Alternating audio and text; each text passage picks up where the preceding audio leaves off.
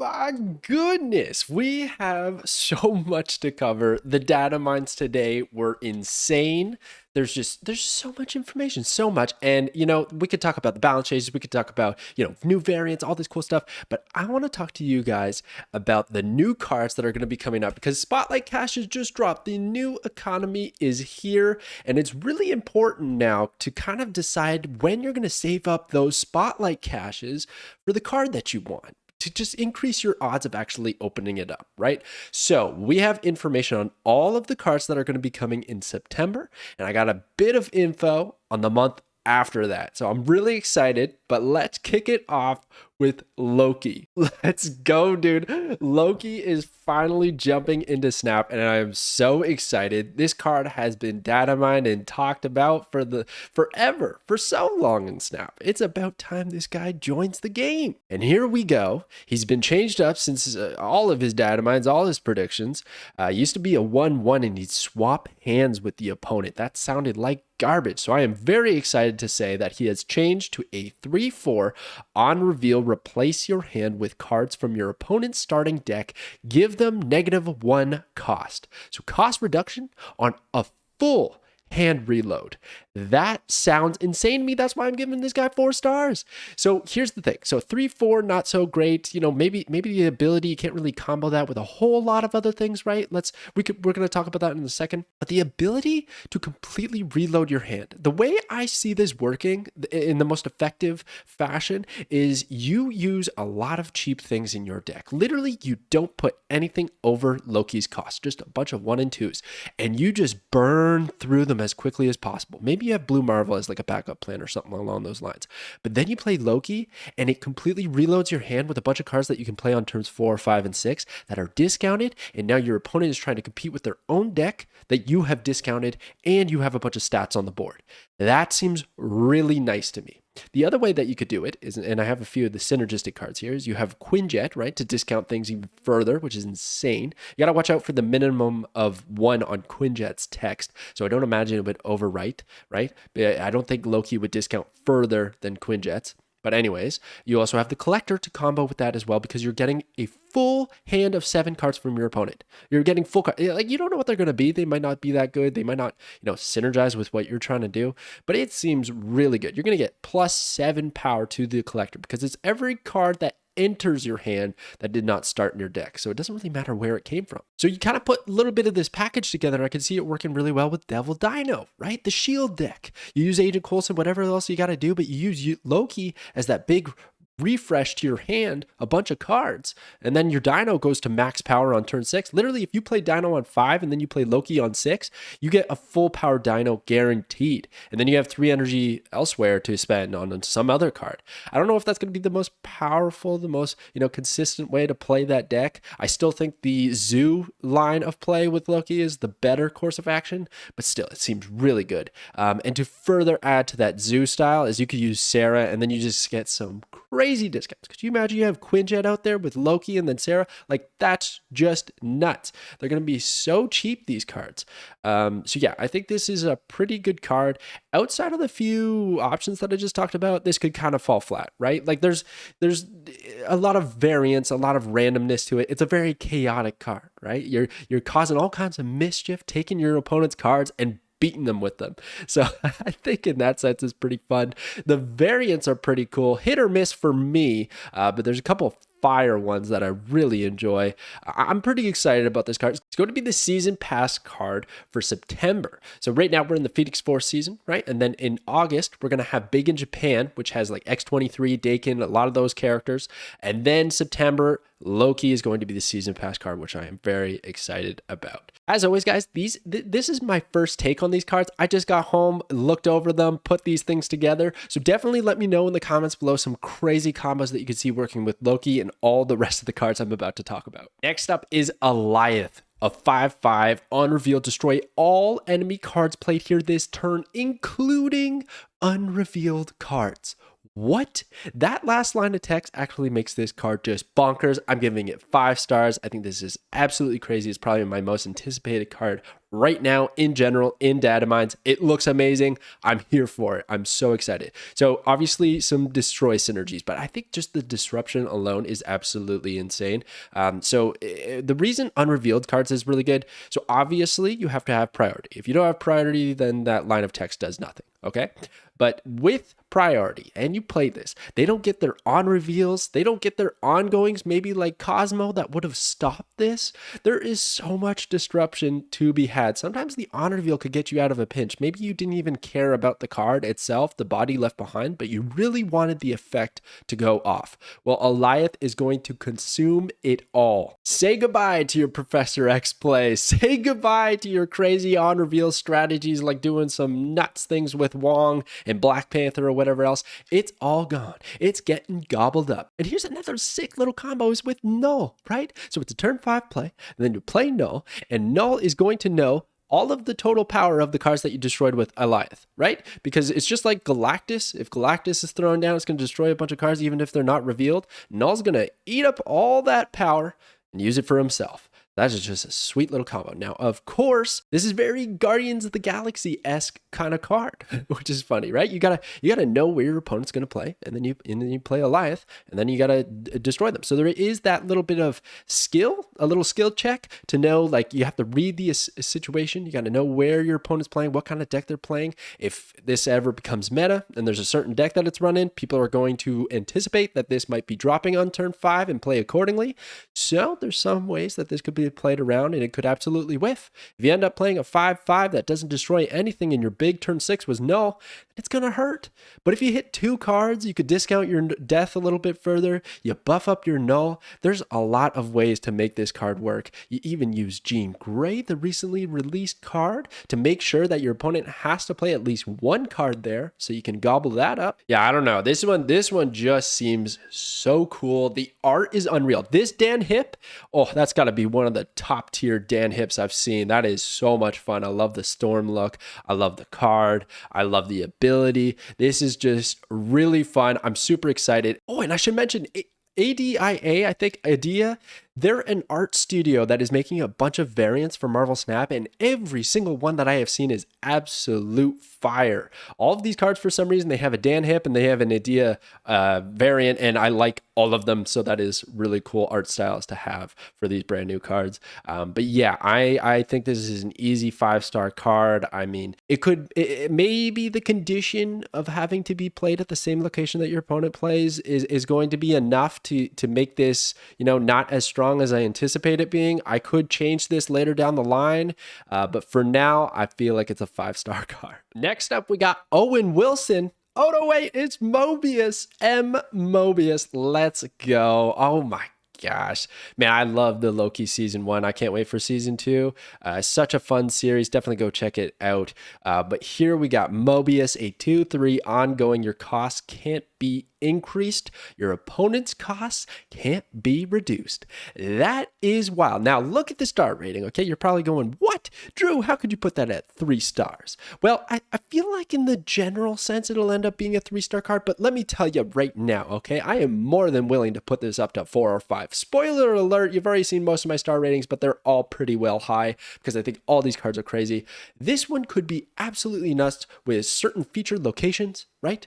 I'm looking at Elysium. Oh my gosh. Make it so that I can have guaranteed discounts on my cards, but my opponent cannot reap the benefits of Elysium, or Dream Dimension becomes popular and I don't get affected by that, but my opponent gets nailed by it. Like, that's crazy. Or maybe there's some, meta decks. I mean, we already see a lot of Sarah, a lot of Zabu, and Mobius pretty much shuts that down on that big turn 6. You drop this on turn 5 or turn 4, you say, no, thank you, sir. No discounts for you. Play out your hand the way a normal player would, and then maybe you win the game because of it. So in that sense, I could see Mobius being amazing, but it's very meta dependent, right? If you're running into a deck that just doesn't really care about discounts and the locations don't end up having them, then you have a 2/3 in your deck that doesn't do a whole lot of exciting things. It is ongoing, so it could work with like Spectrum and stuff like that. It also helps, those annoying Iceman hits on your hand. Don't have to worry about those. But for the most part, I could see him easily being cut and then rotate it in when the meta kind of shifts. And that's why I'm giving him just a very neutral 3-star rating, but I could increase it. Another Dan hit banger. My goodness, Crocodile Loki, let's go. That is too good. I want that one right away when this card comes out. And the ADIA, man, the idea, I don't know how to pronounce it, but they are doing such a phenomenal job with the art. So this card looks so much fun. I'm telling you right now, I think this is the month to save your reserves. All these cards just seem really fun, gorgeous art, and very strong, even in today's meta. I could see the next month being a destroy discard package where it might be a bit of a pass if you're not into that style of play, whereas these ones are just insane. But I think the craziest one I've left for last, and that is Ravonna RENSLAYER. A 3/3 ongoing, your cards with 1 or less power cost 1 less, minimum 1. Okay, so the reason I think this is the craziest one and I'm giving it 5 stars is when we look back, we look at historically how Marvel Snap has performed in all the craziest decks. We find a lot of Zabu when it was first released, that was insane. And even Mr. Negative being insane, right? Flipping the cost of those low power cards, but have really good effects. And I feel like Ravonna is just a very nice curve into those cards. It just works really, really nicely. So you have a 3/3 body. That's not too bad. Don't feel too bad about it playing it. But the synergies. Okay, let's just talk about some combos here. Okay, so you could have Mystique basically comboing with like just about anything. Like I'm talking to like Mystique and Cerebro, for instance, like Cerebro 3 anybody? Like I could see that working. It's a little bit weird because maybe you don't have that many cards that have 1 or less power, right? So this discount isn't hitting a lot of things. That's fine. You don't need to hit a lot of things. A lot of Zabu decks only have like 3 cards that they're hitting, and that's enough. You cannot belittle discounts in Marvel Snap. Time after time after time, when there is cost reductions, it just works. It makes it into the meta. And maybe that's why MOBIUS should be a 5-star card, because he is going to counter this, Loki, and a bunch of other things. So maybe I should have put a little bit more respect on MOBIUS's name. But regardless, I think RENSLAYER is going to make the cut in a bunch of lists. I think she's going to be nuts. She's even the 3 power, 3 cost card. She could work with Silver Surfer, right? Which would be insane as well. But let's just talk about some of the other combos like Arnim Zola and Null.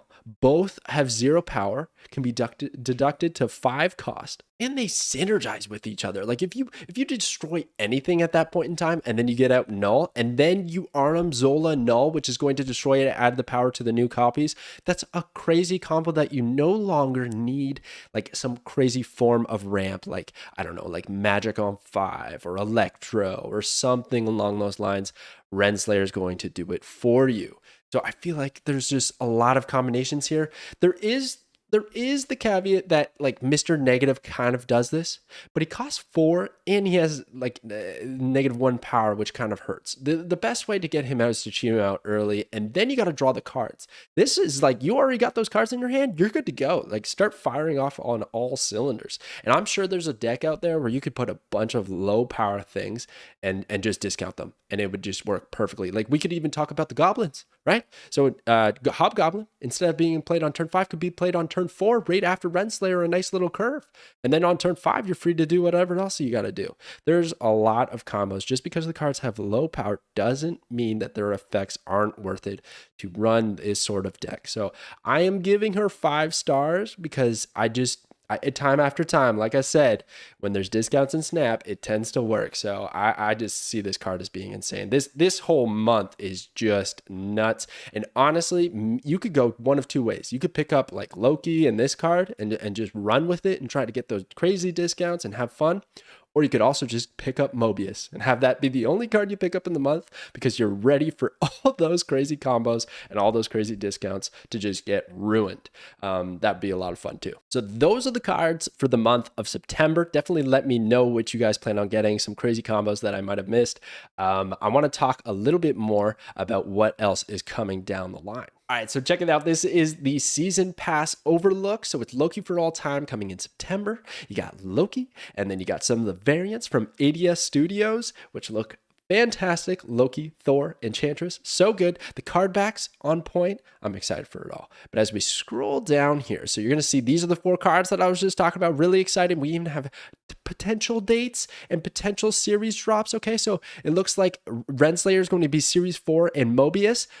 Great, happy for it. Okay, and Alioth is going to be Series 5, and he's going to be the first one to release that month. Now this is temporary. I feel like this could change, so that's why I didn't add it earlier. Okay, and then the Conquest reward for September is going to be this Odin from Medea Studios. Let's go. Looks amazing. As we continue to scroll down, you're going to notice some more cards. So Drew, why didn't you cover these? Well, we don't have details. And if anything, these always tend to change. So I feel like this is a lot of placeholder stuff, but we can at least look at the characters that are going to be coming, right? So Elsa Bloodstone, she might actually be the most legit one. She seems to be the season pass for October. It's going to be like some kind of werewolf Halloween theme, probably like werewolf by night. Looks great. So Elsa Bloodstone, at the end of each turn, if you were winning this location, +1 power, she's a 1/1. I think that's actually pretty weak. That's going to be kind of difficult to pull off when you have something like Nebula that doesn't really need that requirement. It's just like if your opponent plays a card there, then you don't get bonus power, but you get +2 if they don't. So I don't know about Elsa. But then you got Black Knight. When this is destroyed, draw a card. That is subject to change because the next card seems to be his sword, which is if your Black Knight is here, destroy the highest power enemy card. I doubt it's a separate card. I think it's going to be a token for Black Knight. You got Werewolf by Night right over there with a template art, and then you got something else, and then Man-Thing. Let's go. We got Ted joining the game. That's what I'm talking about. It even has temporary series releases and dates. Here are the card backs. TVA, Infinite Loki, and Loki. They look all fantastic. I think that's actually quite a worthwhile Infinite Loki card back. The variants, as I discussed, the new location time theater. Copy the last card you drew instead of drawing your next card. All right, cool. Not too disruptive. I assume that's a one-time thing. And then we got bundles.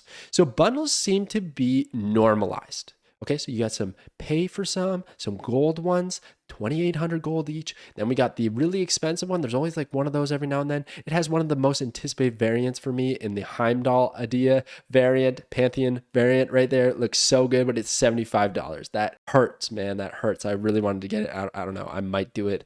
I might not. It's got a lot of rewards, at least, like lots of tokens and credits. And then Emergency Pirate. Okay, some more $20 ones, $10 ones for the old season passes for people to collect. Kim Jacinto, you got the 7,500 gold. They look amazing. I don't know. That's expensive. And then a bunch of the token bundles. And then you got a bunch of the mystery variants and just some other random things, some promos. Then you got variants. Holy smokes, there's some absolute bangers here. I can't even go through them all. That Blade looks good. That Angela is amazing. Oh my gosh. Mobius looking fresh. Agent Coulson, Dan Hip, hilarious. Keep going. Oh, look at that Loki. I missed that Loki. All right, let's go. That looks sick. Okay, cool. We missed one. Oh, and then look at the Man-Thing. He's got 2 variants. Very cool. The High Evo Max Greg. Oh my gosh, that's hilarious. Okay, very nice. Some of these I haven't seen. Oh, the Phoenix Force looks amazing. That's a really cool one on the left there. Galactus Dan Hip. Oh my gosh, let's go. There we go. Very cool. And then these are, I suppose, freshly available. Or something. New variants, bunch of variants, all kinds of variants.